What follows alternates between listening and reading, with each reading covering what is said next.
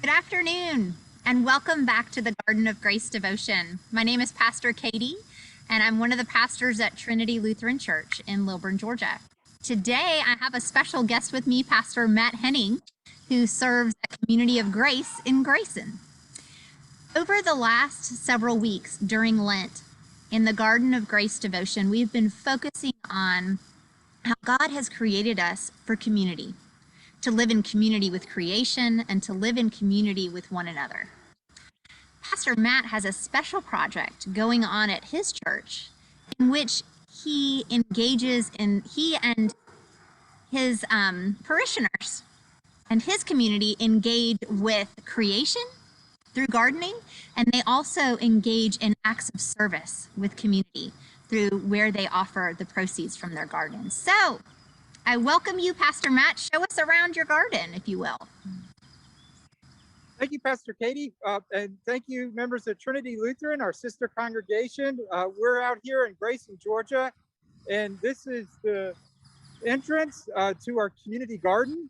And we are currently planting seeds, tilling soil, pulling weeds, kind of getting things ready. These are some of the beds that are tilled and ready for planting.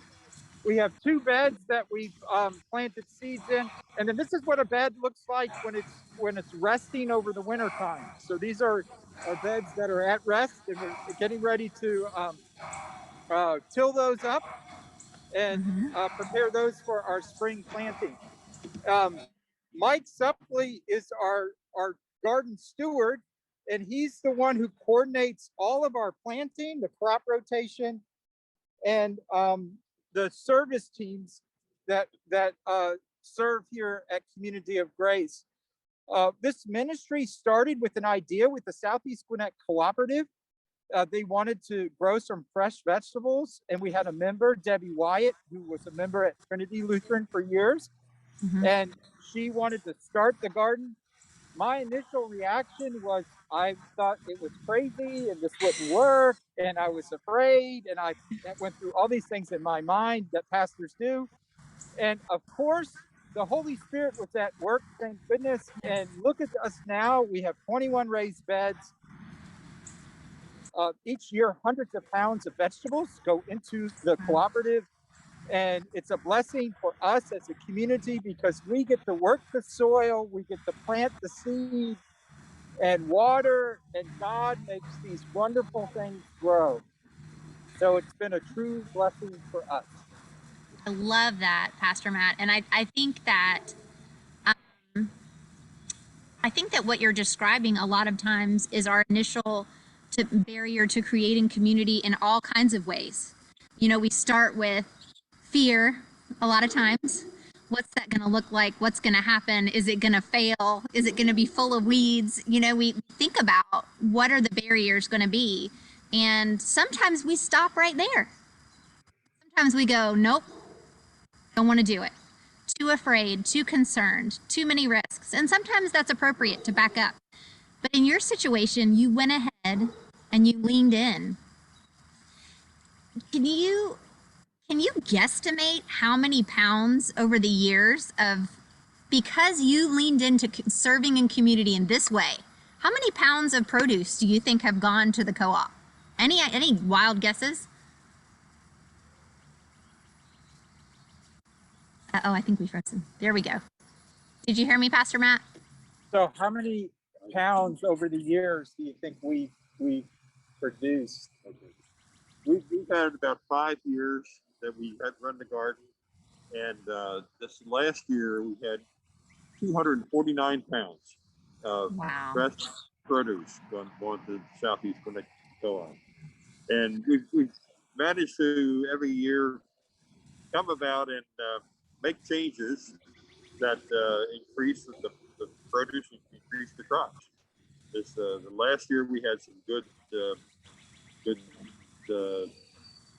opportunities to get fertilizer and stuff like that we needed, and it worked great, very good. So we're hoping this year will be better. Like, how do you understand each yourself? year the soil gets a little bit better. That's awesome. Well, and that can be true with all kinds of community too, can't it? Yes. Mike, how do you understand yourself as a steward of the garden?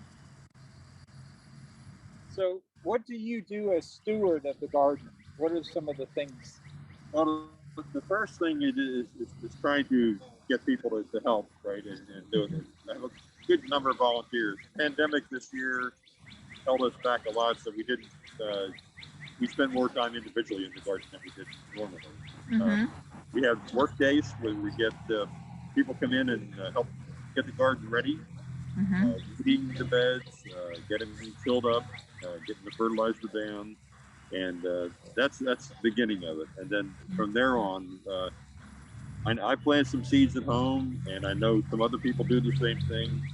We get the one thing that really helps, and I guess it's part of it too. Dry vent through their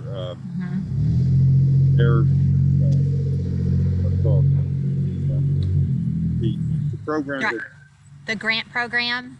yes, Mm-hmm. we get a credit card every year, Mm-hmm.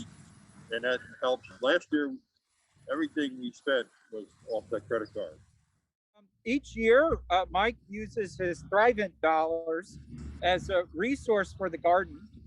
And so if you have a member at Trinity who's a member of Thrivent, they can use their Thrivent dollars and buy seed and soil and plants and all kinds of items that are needed for the garden. Mike has also mentored young people who have come to our garden through the Scouts, through the Boy Scouts. Also, young people that are doing community service for the county have come.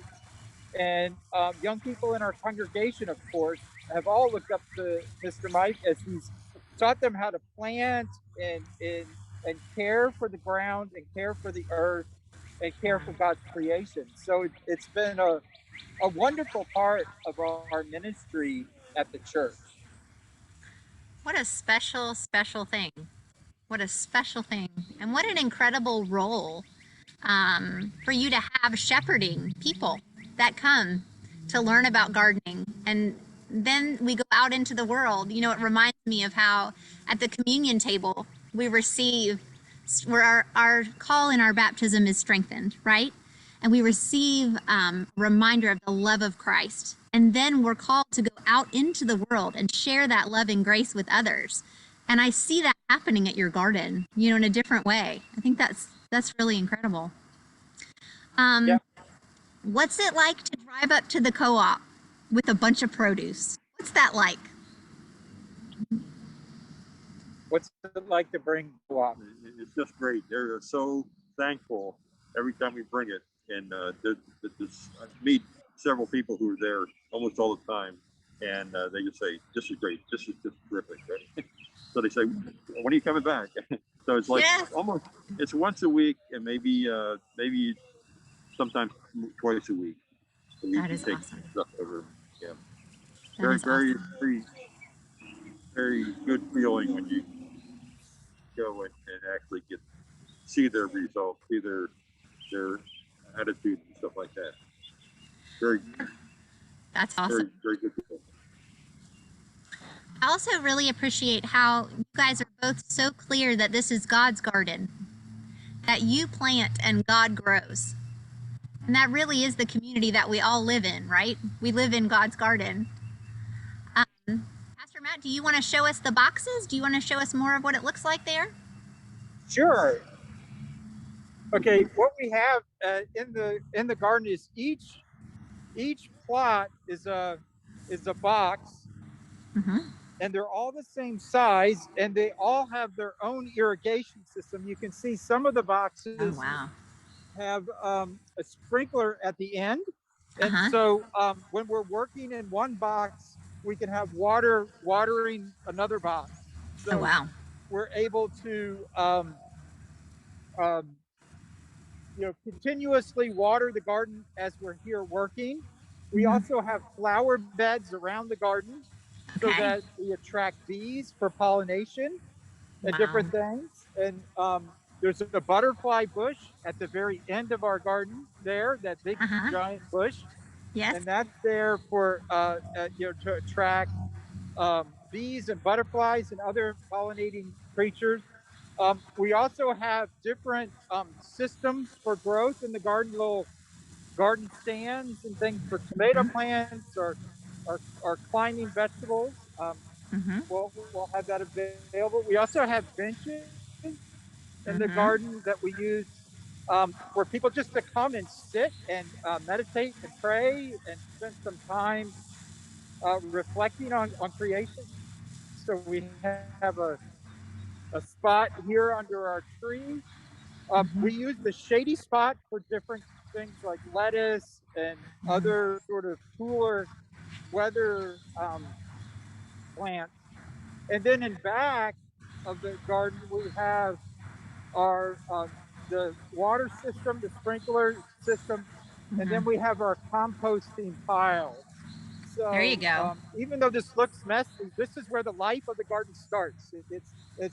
We start with large particles, and then it gradually gets smaller as you go down. And then we have a washing stand for our vegetables, and this is where we can rinse off our vegetables before we bring them to the co-op. So so that's kind of the basic tour. This is a before. This is a bed that's been resting all winter. Yes. This is a bed that we're working on. So this is what it looks like when it's being worked on. And this is a bed that's ready for planting. So this one is ready to go. And so we typically will have in the springtime about 2/3 of the beds growing vegetables and a third resting. So and then we just rotate them around. That's awesome. Oh, and look what Mike found. Carrots. Oh, carrots! I love it. Yeah, so planted last fall. So we've been growing these carrots over the winter time. Yes. So as the garden's resting, it's still producing. So you could grow vegetables down here. Yes. That's awesome. Fun. Sometimes God is at work even in ways that we can't see. Oftentimes God is at work in ways that we can't see. Like those carrots underneath the ground. That's correct. That's correct. That is awesome. That's right. 1 Corinthians 3:6, Paul planted, Apollos watered, and God made it grow. That's what we keep reminding ourselves here at Community of Grace. We do our part and just trust God for the growth. Awesome.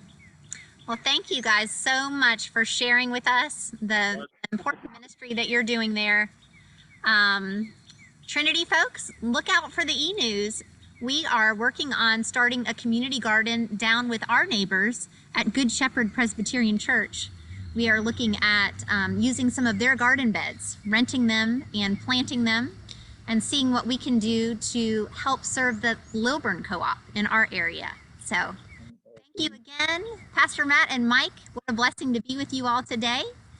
And God's peace to you as you continue to serve. Take care. Bless you. Bless you. You bet. Thanks, guys. Yep. Take care.